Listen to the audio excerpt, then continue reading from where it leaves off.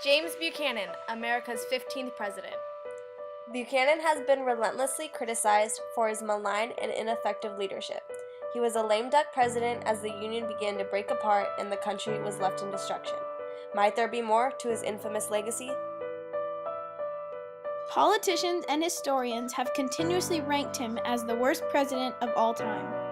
According to BBC News, Nate Silver revealed the poll of polls that placed Buchanan as the worst president of the United States of America.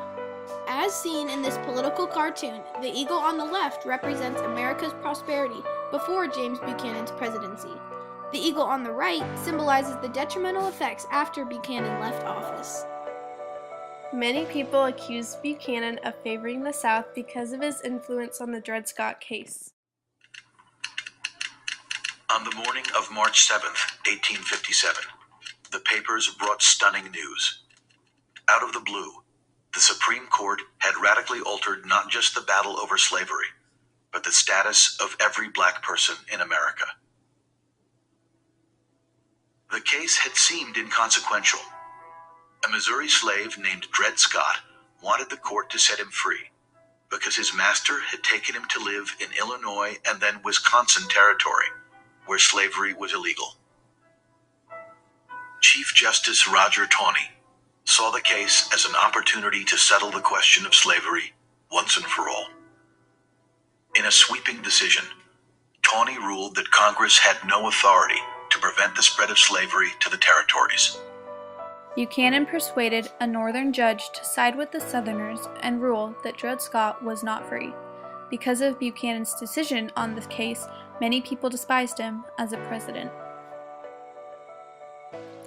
Also, Buchanan's choices regarding the Kansas Territory turned thousands of citizens against him. James Buchanan endorsed the Lecompton Constitution, which supported slavery. In addition, he went as far as to send a message to Congress, hoping to get Kansas admitted as a slave state. However, Stephen Douglas challenged him, and Kansas became a free state. Despite this outcome, Buchanan's reputation had already been tarnished. In this political cartoon, Little Bo Peep, dressed in stars and stripes, symbolizes America. 7 members of our flock are running toward palmetto trees, representing the 7 states seceding following South Carolina. A dog labeled Old Buck appears to be fleeing from the conflict, portraying Buchanan's failure to prevent the states from seceding. The South instigated the fighting within the nation, but Buchanan failed to protect the federal forts and did not do anything noteworthy to keep the southern states from leaving the Union. James Buchanan is often ranked at or near the bottom in these polls to determine the best and the worst of the American presidents. I think the reason that he's often rated near or at the bottom is because actions that he took during his presidency probably hastened the coming of the Civil War. He did fail, but I think he failed with integrity, and I think he needs to be given credit for at least trying. I think that he should be maligned, but we've got to get it right. Really, what he deserves his last place rating for is near treason. Many assume that James Buchanan was a lame duck president. However, they failed to consider his logical explanations regarding his actions in office. Buchanan felt it was the president's duty to uphold the Constitution. James Buchanan expressed compassion for slaves as individuals, but the Constitution allowed slavery to exist, and he felt it was necessary to uphold the law. He even stated, "I acknowledge no master but the law."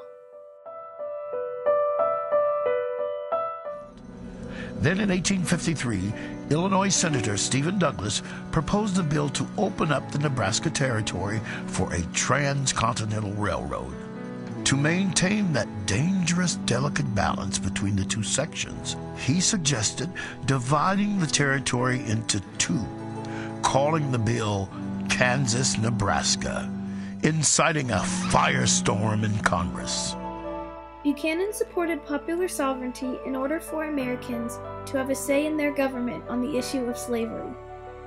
He also backed the Kansas-Nebraska Act, which stated that these territories shall be received into the Union with or without slavery as their constitution may prescribe at the time of their admission.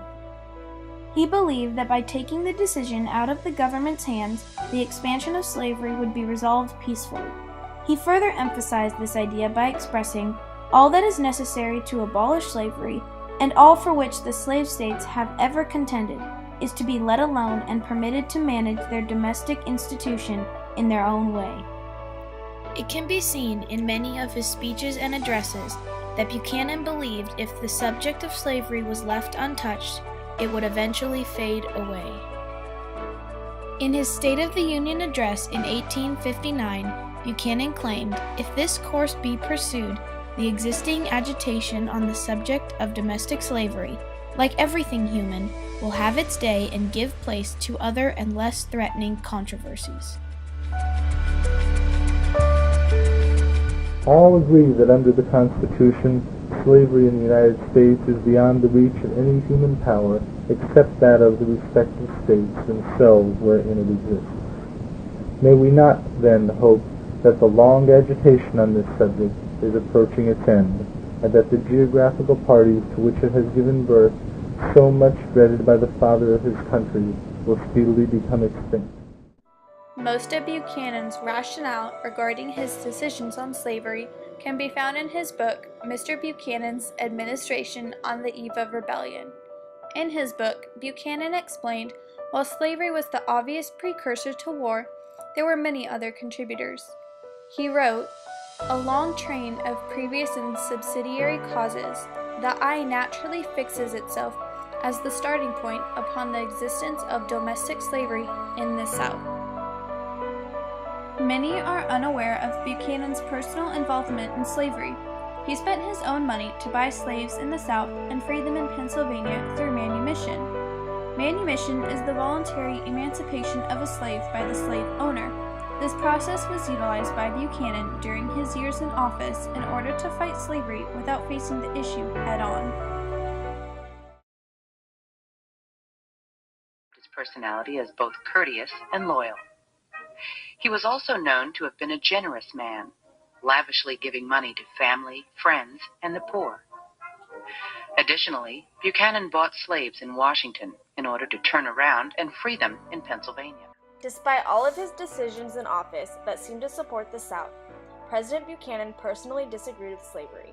This is further emphasized in a biography by Buchanan's nephew, James B. Henry, who declared, "I cannot close without a few words upon my uncle's views upon slavery. He had no admiration for it whatsoever." One record of Buchanan's personal involvement in slavery was his acquisition of 2 slaves from his sister's husband. Harriet Buchanan was going to marry a Virginian man, whose family owned slaves.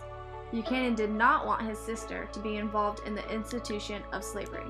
To prevent this, he obtained the 2 slaves and brought them to Pennsylvania to be freed.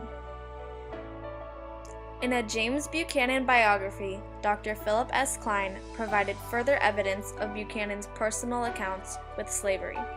He bought Daphne Cook and her daughter Anne from the Henry family under the provisos that they would become free within 7 years. No president ever had better intentions than James Buchanan. According to Patrick Clark, head of the branch about James Buchanan at the Lancaster Historical Society, Buchanan's personal view of slavery was that it was a moral and social evil in our society. Clark also stated, by the time he was elected president, Buchanan's rhetorical message was that he wanted to arrest, if possible, the agitation of the slavery question at the North and to destroy sectional parties. Should a kind providence enable me to succeed in my efforts to restore harmony to the Union, I shall feel that I have not lived in vain. To end his interview, Clark declared, "I believe that his agenda to end sectional divisions was justifiable."